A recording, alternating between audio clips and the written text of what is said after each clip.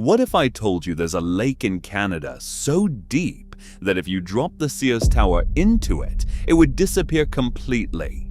I'm talking about a body of water that plunges 2,015 feet down, that's over 600 meters into darkness. This is Great Slave Lake, and most people have never even heard of it. So, where exactly is this hidden giant? Great Slave Lake sits in Canada's Northwest Territories, about 300 miles north of the province of Alberta. To put that in perspective, if you're in Edmonton, you'd need to drive roughly 5 hours north through forests and wilderness just to reach its southern shores. The lake itself is massive, covering about 11,000 square miles. That's an area roughly the size of Belgium, or if you prefer an American comparison, it's bigger than the entire state of Maryland. Now, let's talk about what makes this place truly extreme. Great Slave Lake holds the title as the deepest lake in North America and the 10th deepest lake in the entire world. Think about that. Out of all the lakes on this continent, and we're talking thousands of them, this one goes deeper than any other. At its deepest point, you could stack 4 Statues of Liberty on top of each other and still not reach the surface. But depth isn't the only record this lake holds. It's also the 5th largest lake in North America by surface area. So you've got this combination of being both incredibly deep and incredibly wide. The shoreline stretches for over 2,000 miles, which is about the distance from New York City to Denver. And here's something that really puts it into perspective. In winter, this lake freezes solid enough that people drive trucks across it. Imagine driving your car over water that's deeper than the Empire State Building is tall. The lake has several major arms that branch off in different directions. The main body sits in the south, but it extends north into McLeod Bay and Keith Arm. Imease stretches east into Christie Bay and reaches west into the North Arm. These aren't small inlets either. Some of these arms are over 60 miles long. The North Arm alone contains that record-breaking deepest point of 2,015 feet. You see, Great Slave Lake isn't just one uniform basin. It's more like a collection of connected deep trenches and valleys, all flooded with water. Some areas are relatively shallow, maybe 50 or 100 feet deep, while others drop off suddenly into these massive underwater canyons. This uneven bottom creates some unique conditions that we'll get into later. So how did a lake this extreme stay relatively unknown to most of the world? Well, first off, it's remote. Really remote. The closest major city is Yellowknife, which sits on the North Shore and has a population of only about 20,000 people. And Yellowknife itself is isolated. There's only one highway that connects it to the rest of Canada, and that road wasn't even built until 1960. Before that, you could only reach the area by plane or boat during the short summer months, or by crossing the frozen lake in winter. The lake is also located in one of the harshest climates in North America. Winter temperatures regularly drop to minus 40 degrees, and at that temperature, Celsius and Fahrenheit are actually the same number. The lake stays frozen for about 8 months of the year, from late October until early June. During the darkest part of winter, this region only gets about 5 hours of sunlight per day. In summer, it's the opposite. You get nearly 20 hours of daylight, but the warm season is brief. But there remained one final secret that kept this lake hidden for so long. The indigenous peoples who lived here, primarily the Dene and later the Métis, knew about this lake for thousands of years. They called it Tinder, and they understood its moods, its dangers, and its gifts. But European explorers didn't reach this area until the 1700s, and even then, it took decades before anyone understood just how big and deep this lake really was. So, how did Great Slave Lake get its name? And I should warn you, it's not a pleasant story. The name comes from the Slavey people, a Dene group who lived in the region. When European fur traders arrived, they used the term slave to refer to these native people, a name that came from conflicts with the Cree, who had sometimes taken slavey people as captives. The lake became known as Slave Lake, and later Great Slave Lake, to distinguish it from the smaller, lesser Slave Lake to the south. In recent years, there's been growing discussion about changing this name. Many people, including indigenous groups, feel that the current name is offensive and doesn't honor the true history of the region. Various alternative names have been proposed, including using the traditional Dene name Tinde, but as of now, it's still officially called Great Slave Lake. Now, let's talk about the people who first explored this region from a European perspective. In the 1770s, a fur trader named Samuel Hearne became one of the first Europeans to reach the lake. He was working for the Hudson's Bay Company, and he traveled through brutal wilderness with the help of Dene guides. His journey took months, and he faced starvation, extreme cold, and countless dangers. When he finally saw the lake, he understood why the local people spoke of it with such respect. But it wasn't until 1893, over a century later, that anyone really started to map the lake properly. That's when geologist J.B. Terrell led an expedition through the area. Think about that date. This was the same year the Chicago World's Fair happened. The Ferris wheel was being invented, and yet, this massive lake in North America was still largely unmapped. The first real attempt to measure the lake's depth came even later, in the 1930s and 1940s. Scientists used basic sonar equipment, dropping sound waves down into the water and measuring how long it took for the echo to bounce back. What they found shocked them. Reading after reading showed depths of over 2,000 feet. Numbers so extreme they had to double-check their equipment. To understand why this place is so special, we need to talk about how it formed, and the story takes us back over 2 billion years. You see, Great Slave Lake sits on top of something called the Slave Craton. Now, a craton is basically an old, super stable piece of Earth's crust, like the ancient core of a continent that hasn't been disturbed by volcanic activity or mountain building for billions of years. The Slave Craton is one of the oldest pieces of the North American continent. The rocks here date back more than 2 billion years, to a time when Earth looked completely different, but the lake itself is much younger. The actual basin that holds Great Slave Lake was carved out during the Ice Ages, starting about 2.5 million years ago and continuing until just 10,000 years ago. Massive glaciers covered most of Canada. These weren't just thick layers of ice. We're talking ice sheets over a mile thick in some places, heavy enough to actually push down the Earth's crust beneath them. As these glaciers moved, and they did move just incredibly slowly, they acted like giant bulldozers. They scraped across the ancient Slave Craton, following weaknesses in the rock. Over thousands and thousands of years, the ice carved out deep valleys and trenches. When the glaciers finally melted at the end of the last ice age, these valleys filled with water.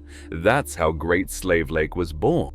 But here's what makes Great Slave Lake's depth so unusual. Most glacial lakes in North America are relatively shallow. The glaciers would scrape out a basin, maybe a few hundred feet deep, and that would be it. But Great Slave Lake's basin goes down over 2,000 feet. This suggests the glaciers found a particularly deep valley or fault line in the bedrock and carved it even deeper. The lake's weird shape, with all those long arms stretching in different directions, also tells us something about how it formed. Each arm follows an old river valley or fault line that existed before the Ice Age. The glaciers simply deepened these existing features and connected them together into one massive lake system. And that's not all. The land around Great Slave Lake is still rising. You see, when those massive ice sheets melted, the weight pressing down on the Earth's crust disappeared. The crust has been slowly bouncing back ever since, a process called isostatic rebound. Scientists have measured that the land around Great Slave Lake is rising about half an inch per decade. It doesn't sound like much, but over thousands of years, it's changing the shape and size of the lake. Now, you might be thinking, okay, it's deep, but what's it actually like down there? Well, the deeper you go in Great Slave Lake, the stranger things get. Near the surface, the water temperature in summer can reach a relatively warm 60 or 70 degrees Fahrenheit. That's about 15 to 20 degrees Celsius. But as you go deeper, the temperature drops. At the very bottom, the water stays at a constant cold temperature, hovering just above freezing year-round. This creates something called thermal stratification. That's when the lake forms layers of water at different temperatures that don't mix. The warm water stays on top because it's less dense. The cold water sinks to the bottom because it's heavier. There's usually a middle layer too, called the thermocline, where the temperature changes rapidly. In most lakes, these layers mix up twice a year during spring and fall, when the surface water temperature matches the deeper water. This mixing is important because it brings oxygen down to the depths and brings nutrients up to the surface. But in Great Slave Lake, the extreme depth means that some of the deepest water might not mix for years or even decades. This creates what scientists call old water at the very bottom, water that hasn't been at the surface for a very long time. What about life in the lake? Can anything survive in those depths? Absolutely. Great Slave Lake supports a variety of fish species, including lake trout, northern pike, whitefish, and Arctic grayling. But the deepest parts of the lake are much less populated. Down there, it's cold, dark, and there's less oxygen. Most fish stick to the shallower areas where food is more plentiful. The lake trout, though, are particularly impressive. Some of the largest lake trout ever caught in the world have come from Great Slave Lake. We're talking fish weighing over 70 pounds, about the size of a large dog. These fish can live for 40 years or more, slowly growing in the cold waters. Let's talk about what happens in winter, because that's when Great Slave Lake really shows its extreme nature. Starting in late October, the lake begins to freeze. But we're not talking about a thin layer of ice like you might see on a pond. By midwinter, the ice on Great Slave Lake can be 5 or 6 feet thick. That's thick enough to support fully loaded semi-trucks, and people do exactly that. They drive across the lake. There's actually something called the Detta Ice Road that operates every winter between Yellowknife and the small community of Detta on the other side of the lake. When the ice is thick enough, usually from late December through early April, this ice road opens up, cutting the journey from a 27-kilometer drive around the lake to just 6.5 kilometers across it. But driving on the frozen lake isn't without risks. The ice doesn't freeze evenly. Areas with currents underneath stay thinner. Pressure ridges, bumps, and cracks that form when ice pushes together can damage vehicles. And in spring, when the ice starts to break up, it can happen quickly.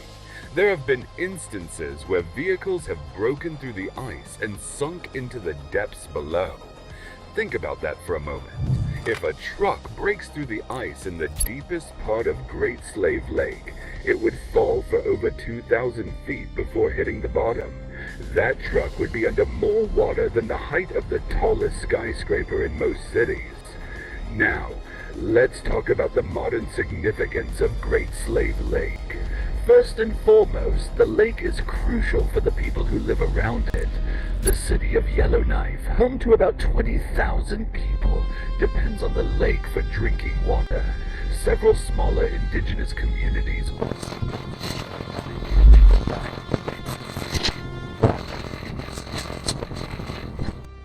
But in recent decades, scientists have become increasingly concerned about changes they're seeing in the lake. Climate change is hitting the Arctic and subarctic regions harder than almost anywhere else on Earth. And Great Slave Lake is showing the impacts. The ice is forming later in fall and breaking up earlier in spring. Ice thickness has decreased. Winter, which used to reliably provide 8 months of frozen conditions, is getting shorter. This affects everything, from the ice roads that communities depend on, to the fish populations, to the entire ecosystem. Water temperatures are also rising. The surface water in summer is warming faster than it used to. This might not sound like a big deal, but it changes everything for the fish and other organisms that have adapted to cold water conditions. Species that prefer warmer water might start moving in, while cold water species like lake trout might struggle. There's also the issue of pollution. Great Slave Lake sits downstream from some major rivers, including the Slave River and the Hay River, which drain a huge area of Western Canada. Anything that gets into those rivers, whether it's industrial pollution, agricultural runoff, or even natural sediment from erosion, eventually flows into the lake. In the 1960s and 1970s, there was significant concern about mercury contamination. Mining operations upstream had released mercury into the water system, and it accumulated in the fish. Mercury is particularly dangerous because it builds up in larger fish that eat smaller fish, a process called bioaccumulation. People who rely on fish from the lake for food were at risk. Cleanup efforts and new regulations have improved the situation, but monitoring continues. Mining remains important to the region's economy. Some of the world's richest diamond mines are located in the area around Great Slave Lake. These mines have brought jobs and wealth to the Northwest Territories, but they also bring environmental concerns. Mining uses vast amounts of water and can release pollutants if not carefully managed. And then there's the geopolitical side. The Northwest Territories has significant natural resources: diamonds, gold, uranium, oil, and gas. Great Slave Lake sits at the center of this resource-rich region. The Canadian government has strategic interests in maintaining its presence and control in the north, especially as climate change opens up new shipping routes and access to resources in the Arctic. For Indigenous peoples, Great Slave Lake represents something even more significant. It's a part of their homeland and identity. The Dene, Métis, and other groups have lived with this lake for millennia. They have traditional knowledge about the lake's behavior, the fish populations, the weather patterns, knowledge that has been passed down through generations. Today, these communities are involved in co-management of the lake and its resources. They work alongside government agencies to monitor the health of the lake, regulate fishing, and make decisions about development. This represents a shift from the colonial past when Indigenous voices were often ignored. Scientists continue to study Great Slave Lake because it's a window into how extreme freshwater ecosystems function and how they respond to environmental change. The lake's depth creates unique conditions that aren't found in many other places. What researchers learn here can help them understand other deep lakes around the world.